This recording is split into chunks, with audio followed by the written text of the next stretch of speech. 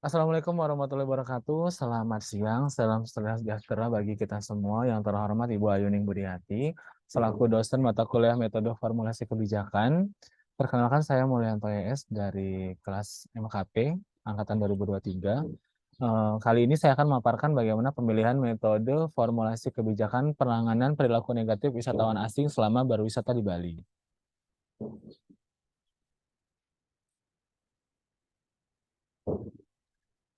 Baik, di sini saya akan merefresh ulang bahwa bagaimana paradigma pengembangan pariwisata ke depan adalah memperhatikan aspek quality tourism, di mana nilai-nilai yang diperhatikan adalah bagaimana pariwisata berkelanjutan, kemudian SDM terampil, kemudian kepuasan pengalaman, kemudian diversifikasi produk jasa, serta adaptasi teknologi. Di sini perhatian akan perilaku negatif wisatawan ini berpengaruh pada nilai kepuasan pengalaman berwisata karena ini mempengaruhi sekali bagaimana kondisi wisatawan ketika mengunjungi suatu destinasi. Kemudian pemilihan lokasi mengapa Bali? Karena di sini Bali adalah pintu masuk utama bagi para wisatawan asing untuk menuju ke Indonesia untuk berwisata. Kemudian identifikasi permasalahan pariwisata di Bali bahwa regulasi terkait etika penyelenggaraan kepariwisataan ini sudah diatur di beberapa dokumen regulasi daerah, yaitu bagaimana pengaturan etika wisatawan, baik wisatawan mancanegara ataupun wisatawan Nusantara ketika berkunjung. Di sini ada Pergub, kemudian juga ada Perda, dan juga standar penyelenggaraan kepariwisataan budaya Bali. Kemudian ini apa namanya fishbone terkait dengan identifikasi masalah, yaitu bagaimana method, kemudian juga environment serta machine dan money dan material mempengaruhi perilaku negatif wisatawan asing selama berwisata di Bali, yaitu di mana kalau kita lihat metodenya ya adalah bagaimana belum ada tim pengawas etika WNA yang ditunjuk atau dibentuk oleh pemerintah. Kemudian bagaimana atau sumber daya manusia adalah pelibatan masyarakat yang belum terlihat. Kemudian bagaimana SDM juga yang masih memprioritaskan WNA. Kemudian environment ini bagaimana berwisata di Bali ini masih tergolong murah. Kemudian masuk ke Indonesia atau bebas visa, serta urusan wisata dianggap hanya sektoral, kurang ada kolaboratif dari sektor lain. Kemudian untuk mesin adalah bagaimana sarana dan prasarana mudah diperoleh bagi wisatawan. Kemudian money adalah anggaran pengawasan yang masih cukup kurang untuk mengawasi atau menindaklanjuti etika negatif wisatawan asing. Kemudian materialnya adalah bagaimana tren medsos untuk memviralkan suatu kejadian-kejadian yang di Bali, baik itu kejadian negatif atau kejadian yang kurang baik. Sehingga di sini terlihat bahwa permasalahannya adalah bagaimana perilaku negatif wisatawan asing berwisata di Bali. Kemudian berikutnya,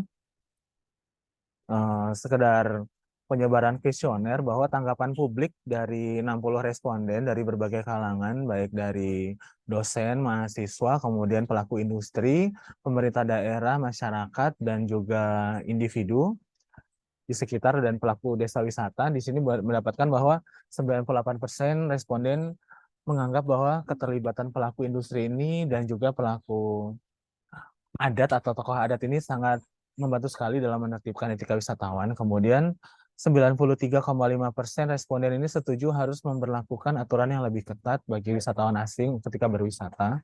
Kemudian 58,1% responden ini melihat bahwa sepertinya pemerintah belum maksimal dalam mensosialisasikan aturan terkait pengendalian perilaku negatif wisatawan asing yang berkunjung ke Bali.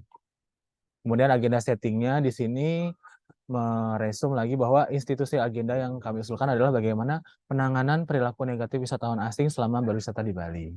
Kemudian kita masuk di tugas UASnya, yaitu bagaimana pemilihan model formulasi kebijakan. Di sini saya mengambil model strategis.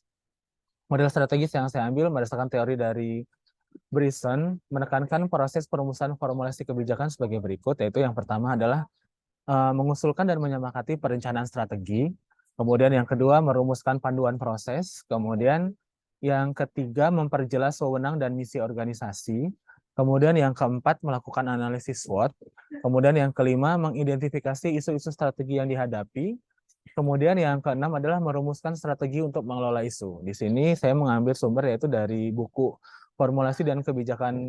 Formulasi dan Implementasi Kebijakan Publik dalam Fakta Realita dari Prof. Dr. Yulianto Kaji tahun 2015. kita masuk ke tahap 1 bahwa perencanaan strategi dalam penyelenggaraan kepariwisataan di Bali ini sudah ada dibuat pemerintah Bali, yaitu bagaimana rencana induk pembangunan pariwisata daerah Provinsi Bali tahun 2015 hingga 2029.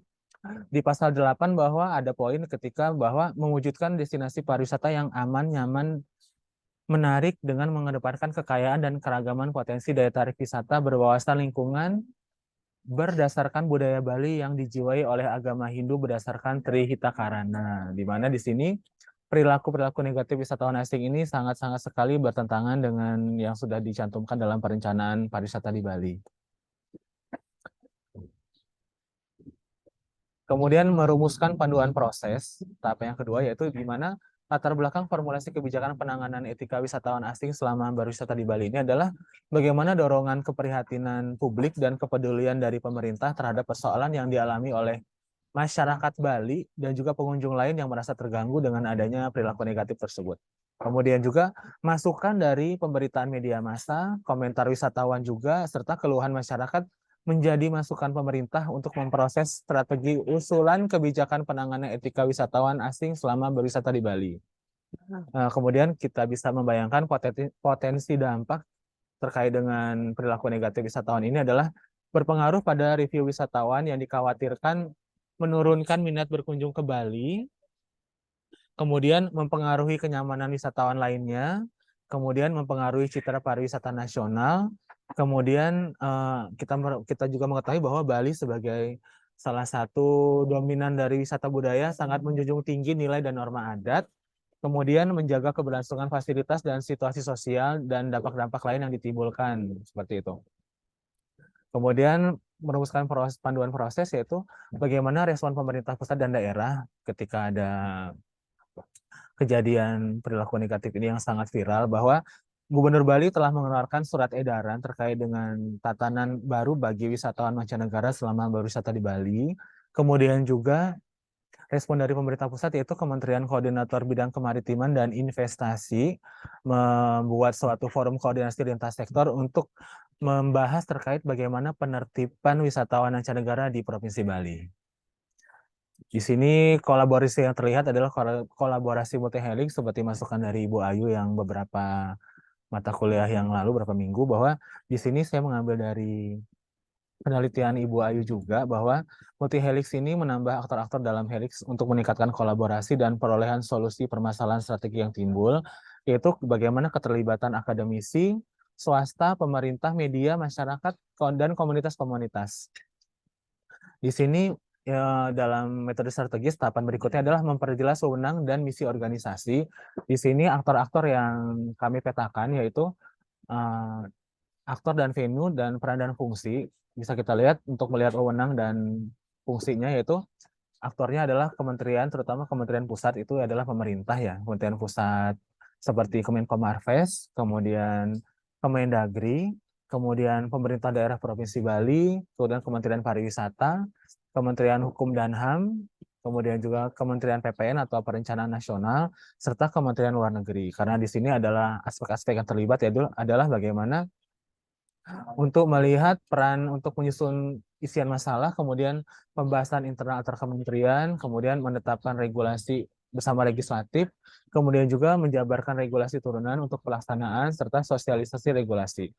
Kemudian juga kita bisa melihat di sini bahwa peran masing-masing kementerian, seperti misalnya Kementerian Pariwisata ini bagaimana strategi pengembangan pariwisata untuk mencegah adanya perilaku-perilaku negatif, kemudian juga Kemendagri bagaimana keterlibatan OPD-OPD untuk mengatasi perilaku ini, serta kemudian juga Kementerian Hukum dan HAM mungkin terkait dengan izin tinggal atau imigrasi, kemudian juga Kementerian PPN ini terkait dengan bagaimana perencanaan pembangunan pariwisata secara nasional. Kemudian itu aktor yang lain adalah asosiasi-asosiasi, seperti di sini saya ambil adalah asosiasi pariwisata seperti Asita, PHRI, dan lainnya.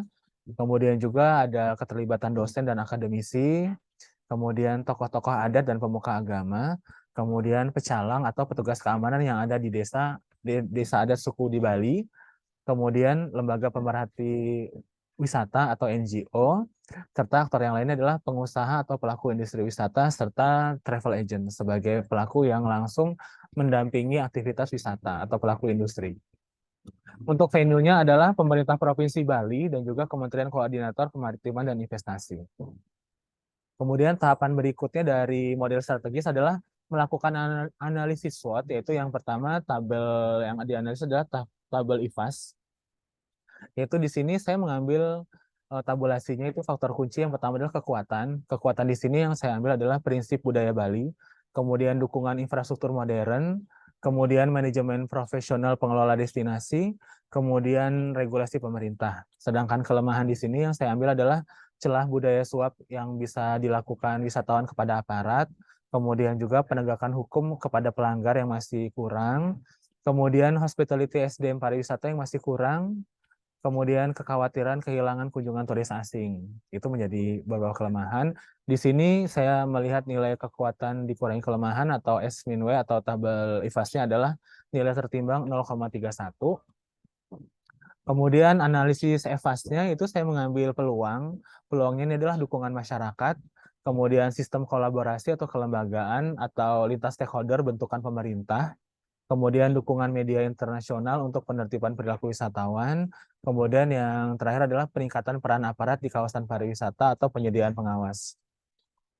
Kemudian untuk ancamannya yang saya ambil di sini adalah masih banyaknya stigma turis asing ini lebih royal kepada warga di Bali. Kemudian yang kedua, harga berwisata ini lebih variatif, mulai dari terendah hingga termahal pun ada, teman ini masih bisa dijangkau oleh wisatawan asing sehingga sangat bebas untuk berkunjung ke Bali. Kemudian yang ketiga adalah kebijakan bebas visa kunjungan wisatawan asing. Kemudian yang keempat adalah bagaimana wisatawan asing membuat kelompok-kelompok kecil di kawasan-kawasan tertentu. Ini sudah menjadi salah satu isu juga di Bali. Kemudian saya mendapatkan nilai tertimbang dari peluang dikurangi ancaman adalah 0,21. Kemudian saya melihat analisis SWOT, yaitu hasil analisis matrik IFAS dan EVAS, yaitu di sini ada di kolom di mana kekuatan dan ancaman adalah yang arah keinginan organisasi adalah bagaimana memaksimumkan kekuatan dan meminimumkan ancaman. Di sini kemudian tahapan berikutnya adalah pemetaan isu dan solusi persoalan etika wisatawan asing selama berwisata di Bali, yaitu ada 4. Di sini saya ambil, yaitu garis besarnya yang pertama adalah peningkatan kualitas destinasi pariwisata, yaitu melalui penyediaan infrastruktur, kemudian manajemen pengelolaan destinasi, kemudian yang ketiga adalah evaluasi harga dalam berwisata, kemudian yang kedua adalah penegakan regulasi, yaitu memaksimalkan fungsi aparat dan pengawasan potensi penyalahgunaan kewenangan. Kemudian yang kedua adalah menerapkan pemberian sanksi tegas sesuai dengan regulasi yang ada kepada para pelanggar. Kemudian yang ketiga, pemahaman aturan etika berwisata kepada stakeholder pariwisata, yaitu yang pertama, pelatihan hospitality pelayanan wisatawan. Terus yang kedua, penyampaian do and don'ts ya kepada calon-calon wisatawan secara langsung atau melalui media penyebaran informasinya.